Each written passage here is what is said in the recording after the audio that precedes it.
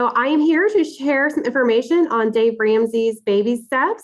And so if you think about it, the words financial and the word peace, they don't really go along traditionally together, but we can help get you there. And so saving for an emergency fund, paying off debt, saving for college, saving for retirement. These are all really large goals that can quickly overwhelm you. But what happens when you take that one large goal and you break it down into smaller, more manageable chunks? You begin to eat the elephant bite by bite until before you know it, you've obtained true financial peace. And so while I am not a financial expert and I do not claim to be, I can tell you as somebody who has and is still walking Dave Ramsey's baby steps that it is possible. So I'm thrilled to share with you guys more details on the baby steps, and I welcome you to walk alongside this journey with me. So baby step number one is to save $1,000 to build your starter emergency fund. In a report on the economic well-being of U.S. households in 2020, completed by the Federal Reserve, only 36% of Americans say they can pay cash for a $400 emergency. And we all know life happens, right? The car breaks down, you need to travel for an unplanned family emergency, you need to see the doctor, you name it. Saving $1,000 for your starter emergency fund will help to buffer you between life and its curveballs. So try packing your lunch, enjoy free fun like community events and festivals. We have so many great ones here in the Hampton Roads area, and sell items you no longer want or use on Facebook Marketplace or other online selling sites. After you've saved your starter emergency fund, you move on to baby step number two, which is to pay off all your debt with the exception of your home. So you've worked hard to save up that emergency fund. So when life happens, you won't have to go deeper into debt in order to get by that emergency.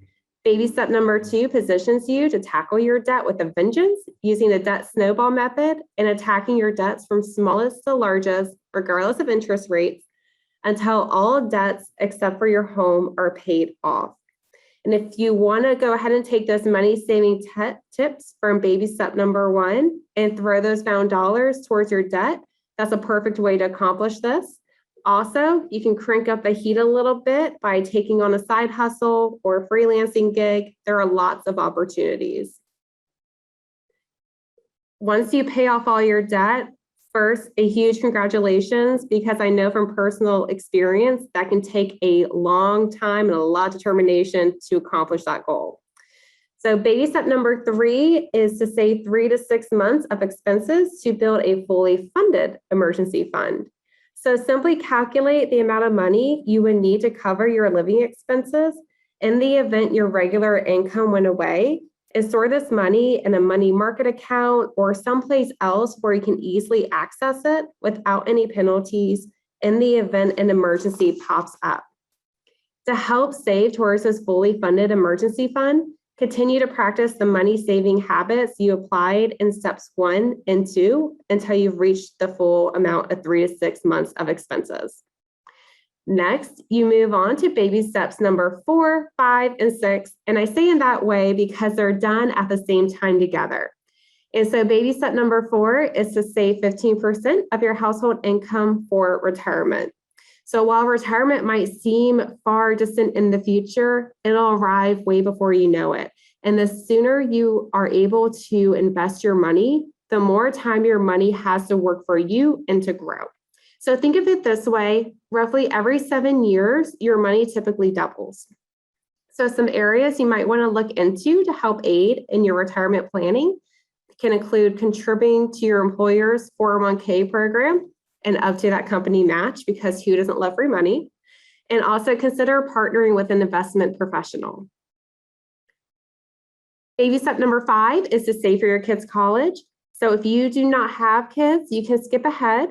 However, baby step number 5, focusing on your kids' college, is after baby step number 4, which focuses on your retirement, because your kids may or may not want to go to college, but you will certainly want to retire one day. And so baby step number 5, consider opening an educational savings account, also known as an ESA, or look at the 529 college savings fund that many states offer. And it is possible to go to school debt-free. So investigate grants and scholarships early on. Consider in-state colleges and universities. We have a couple of really great ones right down the street between Norfolk State and Old Dominion. Consider, of course, community colleges. They're another great resource to get those first 2 years under your belt. And lastly, encourage your kids to work through college to help offset the costs. After that, you move on to baby step number 6, which is to pay off your home early. So imagine what it would feel like if you didn't have a monthly mortgage payment. You would likely feel lighter. You wouldn't owe anybody anything, and you would be able to have options to live like no one else because you have lived like no one else. So it may make sense to refinance your mortgage, or it may make sense to take one extra mortgage payment a quarter and apply it towards your mortgage. And doing that alone can shave off as much as 11 years off of a 30-year mortgage. After you've gone through baby steps number 1 through 6, you arrive at baby step number 7, which is another huge congratulations because you have lived like no one else. And so now you can live and give like no one else. Your focus and your determination over the course of the baby steps journey has put you in that position to, again, live like no one else, but also be incredibly generous towards others and to live in a state of true financial peace. So thank you guys for allowing me to share with you today an overview of Dave Ramsey's baby steps. What I would like to do now is to help jog your knowledge a little bit before we introduce our guest speakers tonight. And so, of course, tonight's all about focusing on saving and investing for your future. And so the question of the night before they take the virtual stage is, which of these items is not considered a top 10 mistake when it comes to saving and investing? A, saving at a minimum of 15%. B, believing your self-worth is your net worth. C, being accountable for your decisions. Or D, contributing to your employer's retirement plan up to the company match. So I'm going to stop here a second, and if you might know the answer or want to take a guess, if you could put what you think is the answer in the chat, or if you want to raise your hand, we can have TC look at the crowd and see if somebody might know the answer.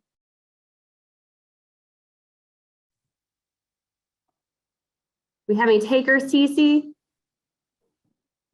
I'm looking. Hope you don't gotta look too hard.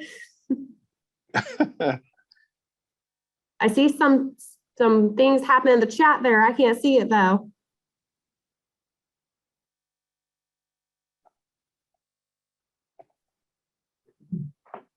So Lisa, you're on mute. Everybody's answering B. I just want to throw it out there. Yeah, like, everyone's answering B. Everyone's doing a great job. Awesome. Thank you guys for playing with us on that. The answer will come after our guest speakers share their knowledge with you. And so I am very proud to introduce our guest speakers for today. First, we'll have Miss Wanda LeBray, and she is the owner of Above and Beyond Insurance and Financial Services, headquartered in Chesapeake. One of her greatest passions is working with families and individuals to help them get on the road to financial freedom. She also loves working with seniors and assisting them working through the many different Medicare health plan options. And following Miss LeBray, we'll have Deacon Kevin Joyce taking the floor. And Kevin is a registered representative with Financial Security Management, Inc. in Newport News. He is dedicated to designing strategic financial solutions for individuals, families, and businesses. And he also serves on a number of different boards and organizations within the community. So without further ado, Miss Wanda, I am going to have you spotlighted, ma'am, and take the virtual stage.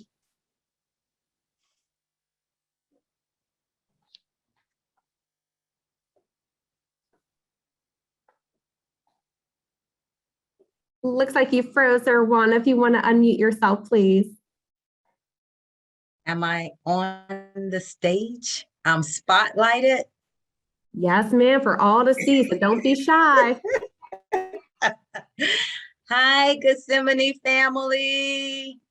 Can't see everybody, but it's an honor and a privilege to be up here with you today. And I think Allie gave us some great information with the baby steps, which is a great, hey, Sharon, is a great transition into saving and investing. Tonight, I am just really giving a high-level overview of saving and investing and how it's going to affect your personal financial outlook. But my partner, Kevin, is going to give you the meat of this meeting. So today, I want to start with some startling statistics. Some of these were like in 2016, so it may change just a little bit. Hi, Felicia.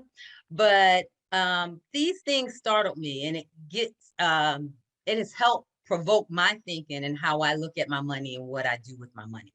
So 54%, listen to this, 70% of all Americans have less than $1,000 in their savings. In 2019, the average retirement account savings for American households was $65,000. Now, I'm 52 years old and I'm trying to figure out my exit strategy. So I'm planning to retire in the next 5 to 7 years. With these numbers, it startled me because I can't imagine someone trying to retire with $65,000 put away for retirement. So what I'm going to do today is I'm going to give you 4 principles that you can incorporate into your own personal financial plan to help you start thinking about building wealth and getting yourself on the right track if you're a little behind. It's never too late. So just listen to these few tips and maybe you can pick up something. So the first thing I want to encourage us to do is to live on a written budget. Now, this budget doesn't have to be anything formal or anything strict, but you need to be able to write down what's going out of your household and what's coming in. A budget allows you to tell your money where to go instead of you wondering where it went. So one of the things I had to get my husband to do, and I'll use him throughout this, is to not go into the grocery store without a shopping list. Because what happens, yes, he makes the groceries. Yes, he buys the groceries. He does it all. But what that leads to is overspending. You go into the grocery store and you know in the supermarket, they have it set up in a certain way where the chocolate is right there at the checkout counter, or the milk is here and you don't need milk, eggs is here and bread is there. So living on a written budget, writing down what's coming in and what's going out will help you to determine how your money is being spent. Now, the next step or principle that I want you to think about is controlling your debt. Proverbs 22:7, I'm going to read it. It reads, "The rich ruleth over the poor, and the borrower becomes the slave to the lender." Many people think debt is normal. I'm always going to have a partner. I'm always going to have credit cards, but it's not necessarily true. You don't have to have debt, but debt also helps with your credit score too. But it's not normal to have more debt than money coming in. So one of the other principles that we have to work on is controlling our debt. The next principle that I want to highlight is life insurance.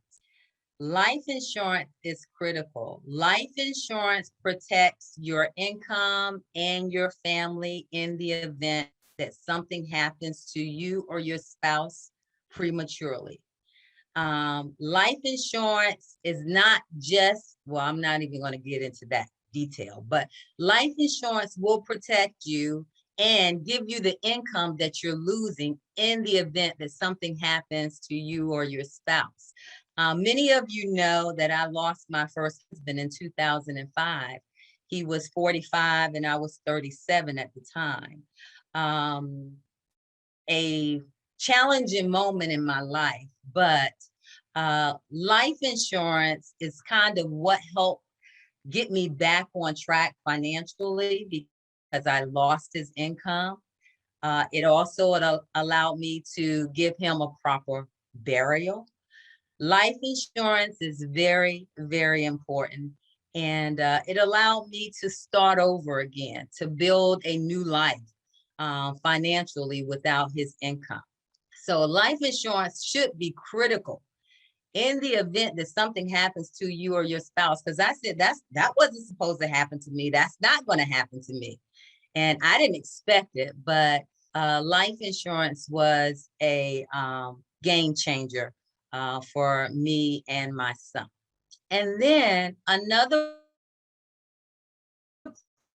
principle to investing, which is really the topic of what we're talking about today. Now, my grandmother would always tell me that you always have to save for an emergency. She would say, a rainy day is gonna come. And she was right. I recently, in the last 2 years, had to buy a new car and we had to replace our roof. So having that emergency fund that Allie talked about in the baby steps was very important. And it's separate from any other savings that you have. You need to have an emergency savings that is safe. It should be accessible and it should be ready in the event of a financial storm in your life, because I guarantee you the storm will come. I didn't want to buy a new car. Both cars were paid off and we had a lot of extra disposable income, but unfortunately the transmission went out and the roof started to leak. So I had no choice but to replace those items, but we need to be prepared for those things. One of my books, training books, tells us that 40% of your retirement income will come from Social Security, if it's still here when we retire. But where will the other 60% come from? Where will it come from? So it's up to you to make sure that you can retire in dignity. So you have to make sure that if your company offers a 401k, you need to look in possibly investing into that. You may want to look into setting up an IRA, individual retirement account. You may have a 403b, you may have a TSP. Very few companies have pensions these days. So it's going to be up to you. You're in charge of your own destiny. I was taught there were two kinds of interest: the kind you earn and the kind you pay. Which one would you like more? For me, I would like to be able to earn that interest on my money. So it's really, really up to you to start thinking about your future and your retirement. And it's not too late, but you got to start, and you got to start somewhere. Now, what's not up here, another principle, which is a bonus principle, is to be generous. And God loves a cheerful giver. So when I talk about being generous, let's not forget to give back when we're blessed. I know we talked about tithing before, but we want to be able to help others, help our family, help somebody that's in need.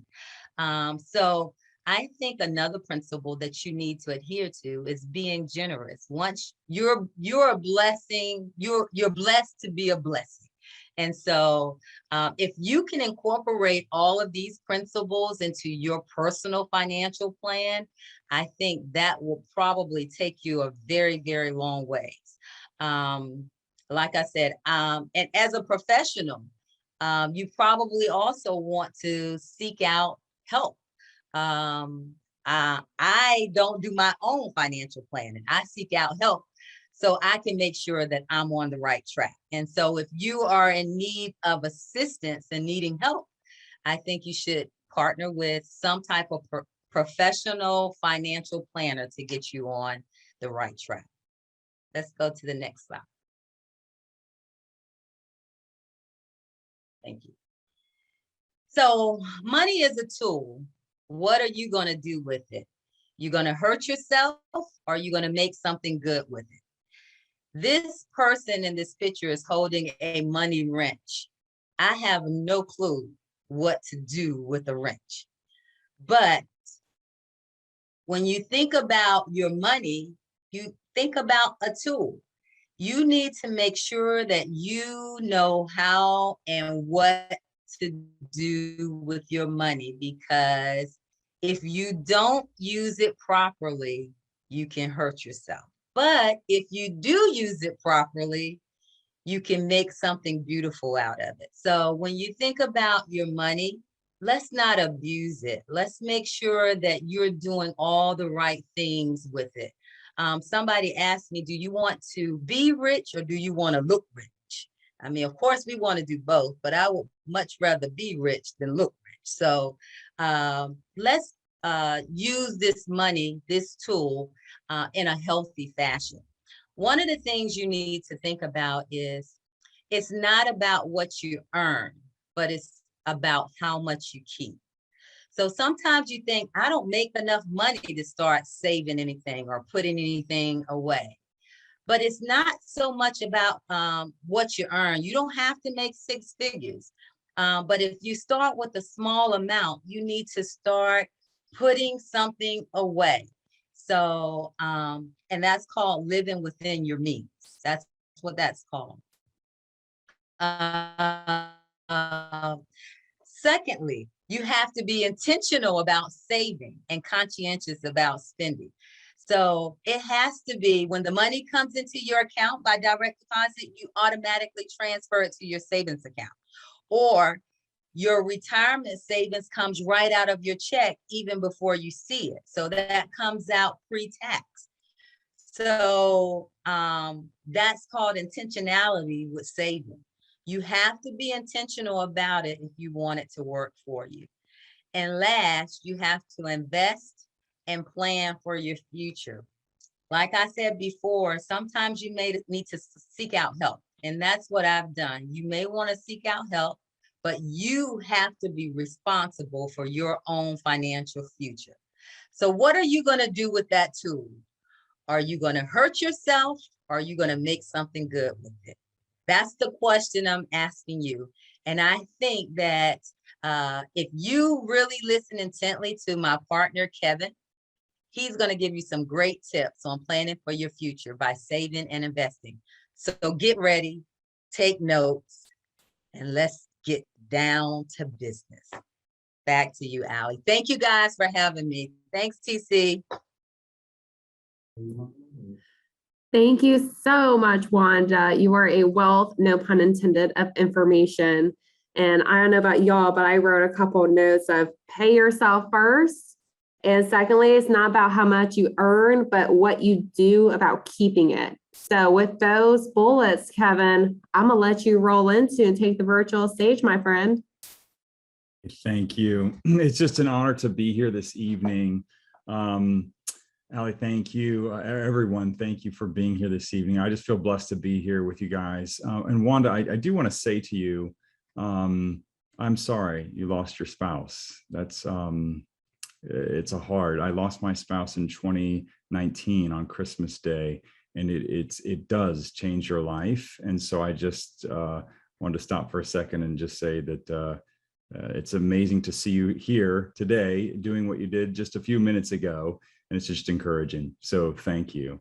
What I want to do tonight, guys, is take a few minutes, and if I can just impart a few nuggets of knowledge. I used to be a pastor, so I apologize. I'm going to try to make this, pastors can go on for a long time. I'm a deacon now, but I just love Jesus. So hopefully If you guys want to put an amen in the chat or raise your hand, that's what happens in a sermon, right? Like you got to say amen. Okay. So we got to have a little bit of interaction here.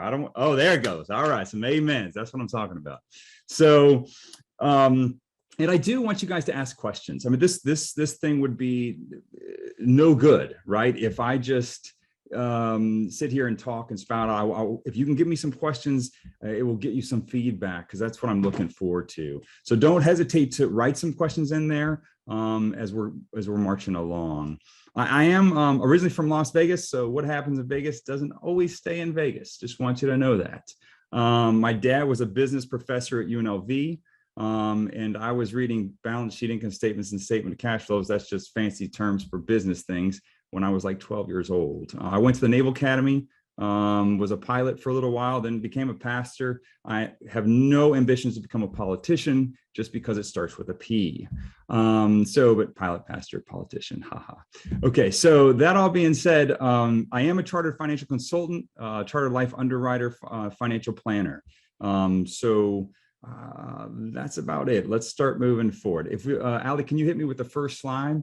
So you guys are right. The answer was B, your self-worth is not your net worth. And I want to start with that, because so much of our maybe idolatry in America sometimes can be money. What I mean by that is like, hey, we wrap our net worth and our self-worth together. Now, what's our net worth?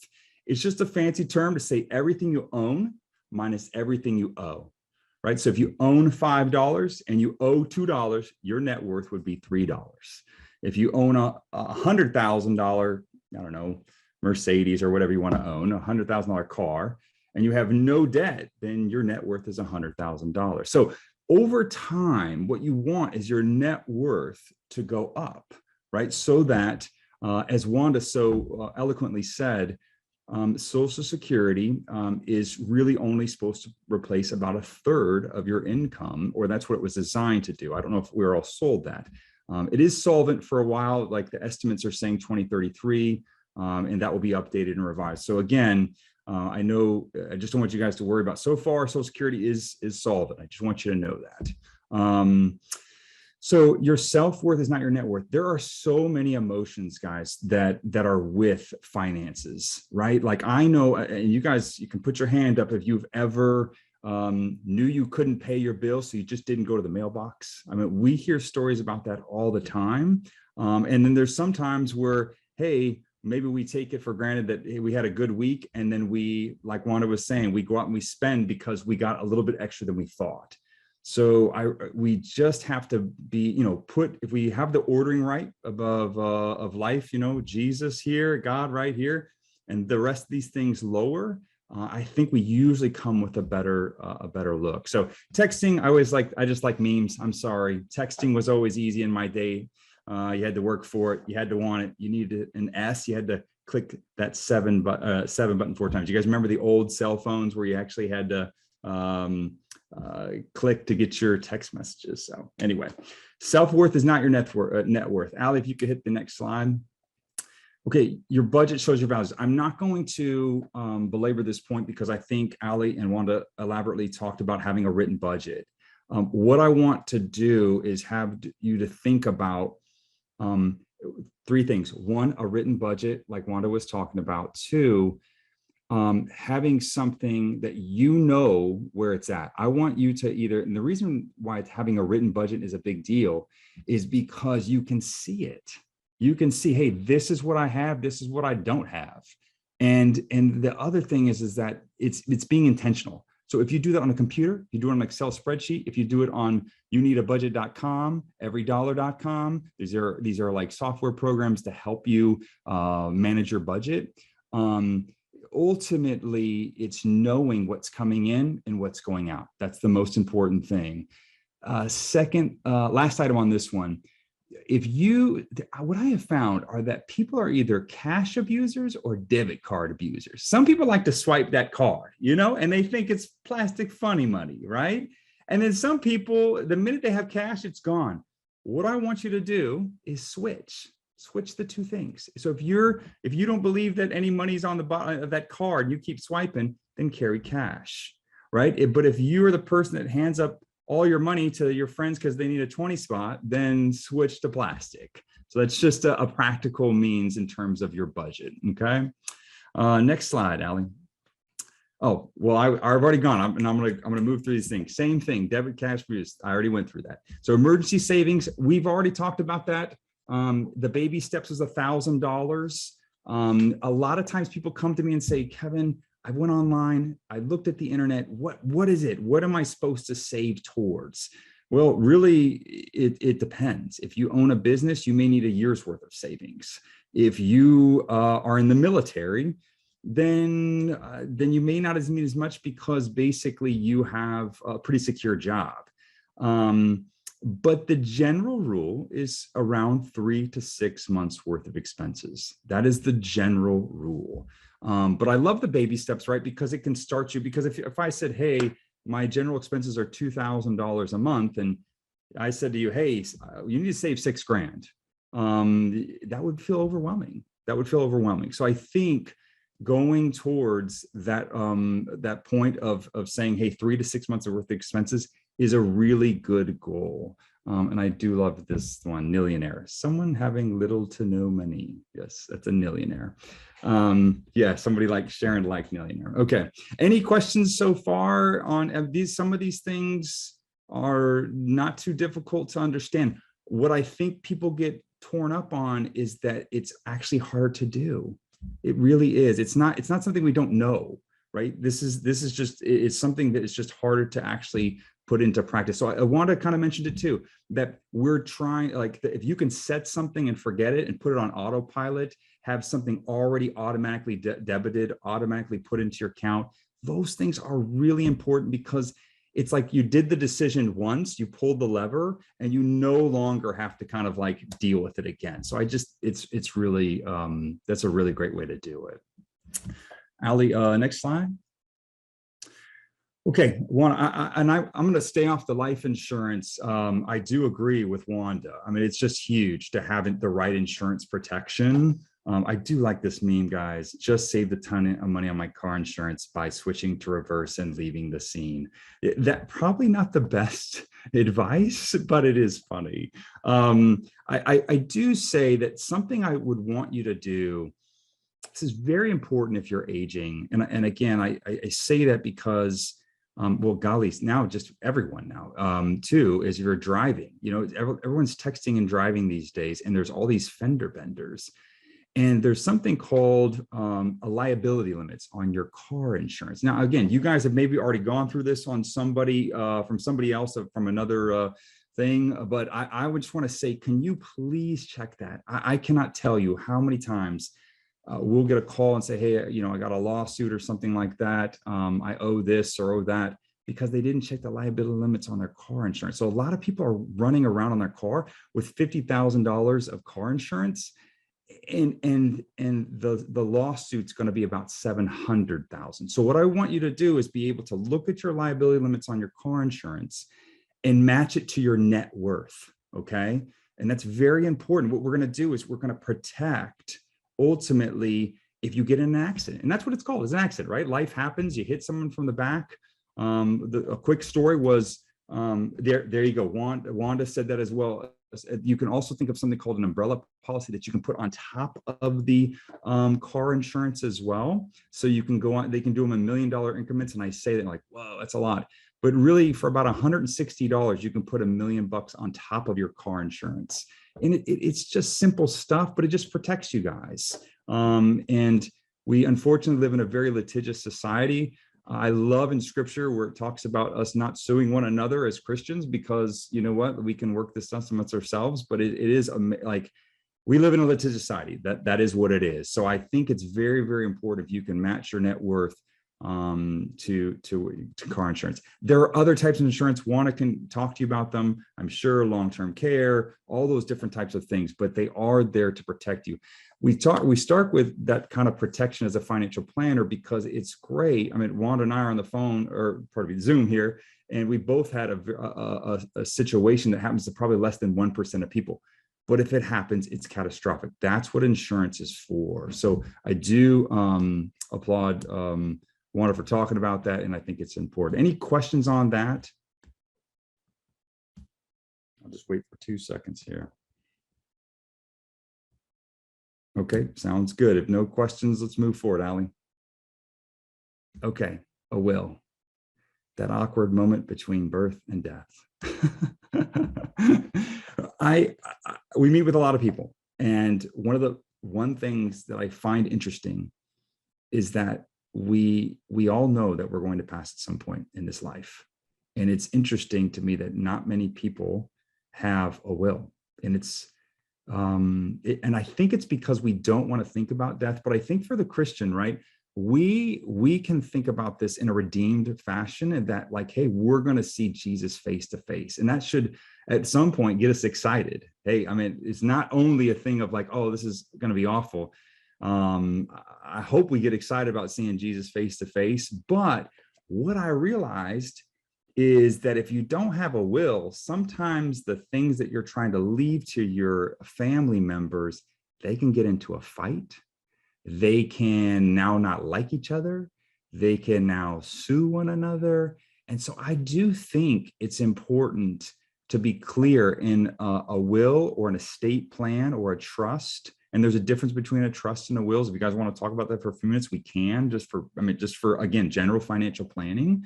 But there are mechanisms, guys, mechanisms that help make things clear so that relationships are protected and you're prepared. I mean, again, I say this to people who are 20s, 30s, 40s, 50s, 60s. It doesn't matter, but I find there's a high majority of people that aren't prepared for those types of things. There's other things involved with that: advanced medical directives, durable powers of attorneys, those documents that you could potentially want as well. Let's see. I see Esther. Yes, we can talk about wills and trusts going through no will, death, RN. So I'm assuming that there's a difference. Let me do this. Yeah, that's very important with blended families. Wanda, you're completely correct. The difference between a will and a trust, let's do that just for 2 seconds, okay? A will, they're both pieces of paper, okay? A will and a trust are just both pieces of paper. A will doesn't turn on until you actually die. It can't control anything until you actually pass away, okay? And so sometimes they're confused with this. If we have a life insurance policy or any kind of policy and we put a beneficiary, like a 401k, we put a beneficiary down, that doesn't go through your will. It's a contract. It goes straight to the beneficiary. But your will, right, is instituted when you pass away. It has no control while you're living. Well, what happened if you get in a coma? What does a will do for you from a coma? Well, it does nothing. It does absolutely nothing. And it's a worthless piece of document at that point. So a trust is something that you can have, that you can set up. Again, it's just a piece of paper, and you write down, hey, I want this provision and that provision. And if my kid does 25 jumping jacks and he does 5 push-ups, then he gets 15 grand, or whatever you want to do. So there's a lot more control with a trust than there is a will. And for some blended families, I think that's a huge benefit and a huge reason to get a trust over will. Now, trust is going to cost you more money, just being straight up, than a will. But when you go to what they call probate a will, you're going to pay fees for that too. So I always say they're going to get you one way or the other. I would rather at some point, and I had a guy that called me the other day, and he talking about his revocable living trust, and he said, or an irrevocable trust, and he said, hey, I'm worried about taxes. I said, right now, you shouldn't be worried about taxes. You should be worried about control. He had 2 minor children. And so those are the types of issues that you want to get educated upon and want to talk about. You got to talk to professionals. For that type of situation, you would go to someone called an estate planning attorney, and they would help you with that to think through which one's better or worse in regards to that. But overall, guys, in terms of financial plan and saving and investing, again, I'm off saving and investing. I know that, but I think it's that important because we've seen things go to the wrong person, and that's because they just written it down a long time ago. So, Ali, next slide. So again, general rule, you've heard it tonight, save at minimum 15%. My financial status, I just rinsed off a paper plate. So I do think it is a very quick thing that people can say. I do want to give you guys a rule of thumb here. If you're 30 years old, God bless you because you're 30. You should just be happy because you're 30, right? but you should probably have 1 times your income in savings and retirement. Okay. If you're 40, you should probably have 3 times your income. All right. If you're 50, you should desire to have 5 times your income. Now, these are general rules of thumb, guys. Like, if you have a pension, and Wanda mentioned it, pensions are gone. They're getting rid of these pensions because the corporations don't want the liability of them. So a long time ago, they said, hey, look, we're going to create these company plans and you can put money into them. And that's a good thing.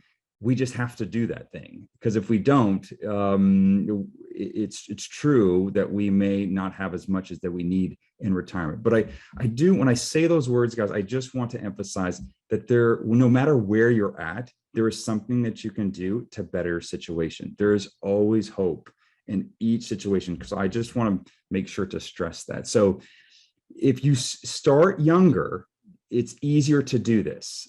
The later you start, the harder it is. And it's just a time value of money. And we can talk about investing and all different types of investing you want to talk. But ultimately, if you don't save, that is probably the number one thing that you need to do. And I like the advice from Wanda to say, hey, put money away just by automatic debit, automatic draft. Okay. Any questions on that? Yes, I can repeat the rules of the thumbs on the Pinnacle ages again, of course. So at 30, you'd probably kind of want something around 1 times your income. So if you made 40 grand a year, you'd want, at 30-year-olds, you'd want around $40,000 in maybe an investment account. You probably wouldn't want, that much money in a savings account. Potentially you could. If you're 40, you'd probably want, a rule of thumb is 3 times your income. So again, if you made 40 grand a year, you'd run around $120,000 in an investing account. If you're 50, you want 5 times your income. And if you're 60, 7 times your income. So again, Wanda said earlier, the most people do not have these sums of money. Okay, guys, like that's just true. So there are ways to work around this, and there are ways to relationally work around them. There's ways that, there's a million ways to go through this. I just want to give you some general rules of thumb so that you have something there. Let's see, hold on. Can I repeat the rules? Okay, repeat the rules. What is the best vehicle to save in these days? Great question. Let's go to the next slide, and that'll help. So take the free money first. I think one of the best things that you can do after getting your emergency savings is signing up for your 401k, 403b, simple SEP. There's a million of these. All I'm saying is your work plan. You go to your work and say to your HR, do I have a plan that I can put my money away towards the long term? If they say yes, say great. Get those documents, take a look at them, and see if they do something called a match. And Allie mentioned it, I think Wanda mentioned it, that, hey, you could put that money away. So if you put 3% of your pay, they'll put 3% of their pay away. Well, technically that's free money. If you're going to put your money away already and they're going to match it 3% as well, then you're taking the free money. So I always say, if you're talking to anybody, and this is, guys, when I speak, like, it's not like we're disciples of Christ, right? So we're supposed to spread this information right around. So if you know somebody who's younger and you're like, hey, you have a work plan? They're like, what's a work plan? Tell them, hey, there may be free money that's on the table. Just by you putting in your money, they'll match it. Okay. So I do think it's funny. I didn't sign up for the 401k at work because there's no way I can run that far. So, but it is, remember, the 401ks, 403bs, all those different types of nomenclatures or words, they're just there to say, hey, that's another way to save towards the long term. What I talked to a guy today, he said he had 50,000 in savings. He said, this is the most I've ever had in a savings account. He was so proud. But I asked him what his expenses were. And then ultimately I said, hey, we need to stop saving in your savings account. We need to get money moving towards the future, and your work 401k or work plan can help you do that. Most times in those work plans, they will have something called a target date fund.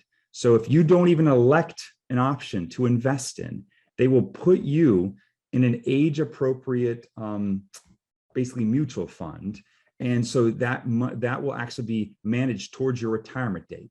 So if I'm, 60 and it's 2021 today, right? The year is, it'll say, hey, when I'm supposed to be 65, it'll start moving the actual investments to be lower risk tolerance as you get closer and closer to retirement. It's called a target date fund. Definitely ask about that if you are, but by the way, the Department of Labor already said that there has to be a target date in these 401ks. So you should be able to get a target date in your 401k. Any questions on that? Great question. If you don't have a job with a retirement option, which can you do to save? I love that question. Let's go to the next slide.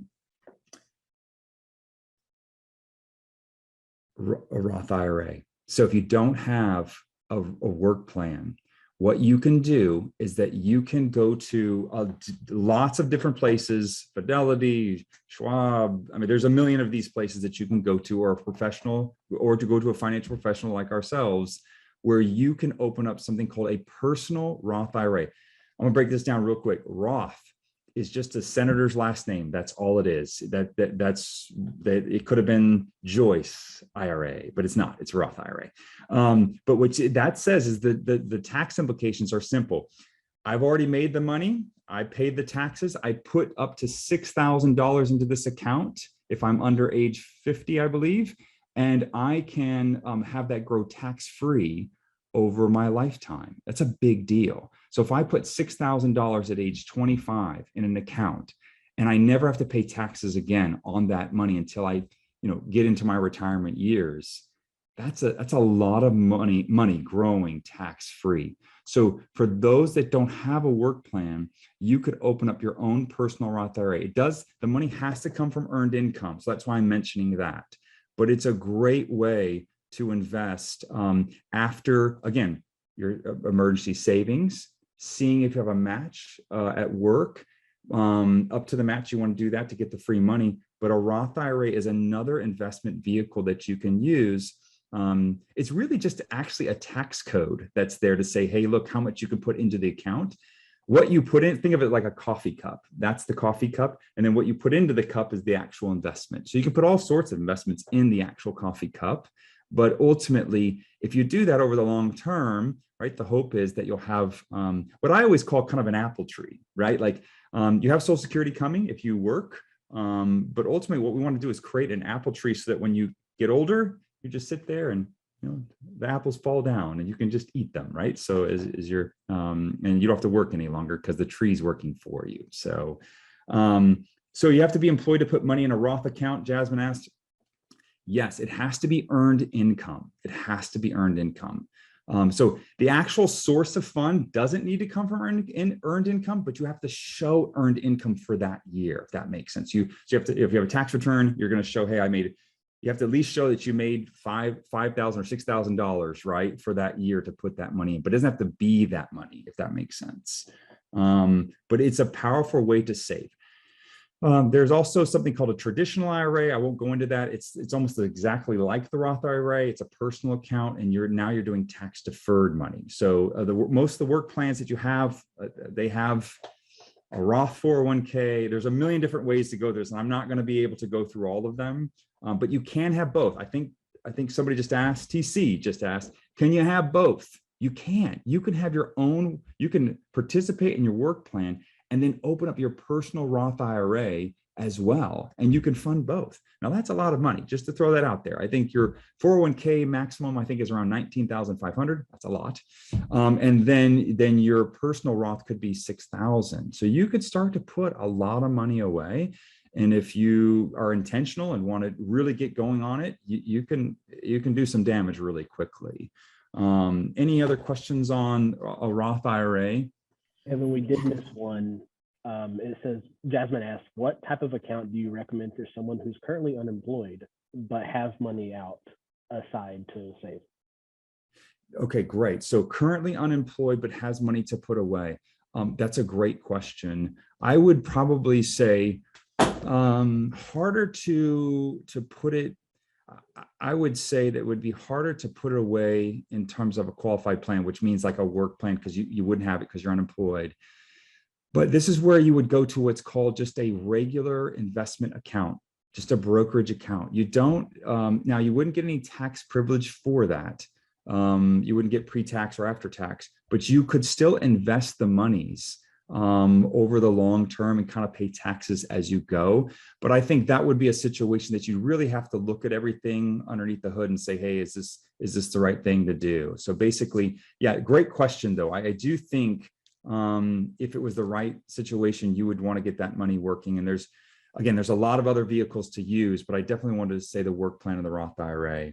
If you're over 50, yep, you can put in 7,000. I think Wanda just mentioned that in the chat. Very good point. They have a little bit, they bump you up if you are over a certain age. Jasmine, thanks. Where we're getting, I think maybe she's saying, hey, where can I get that? You can go to a financial professional to open up an investment account, or I mean, there's lots of different investment places that you can go to as well to open up these types of investments.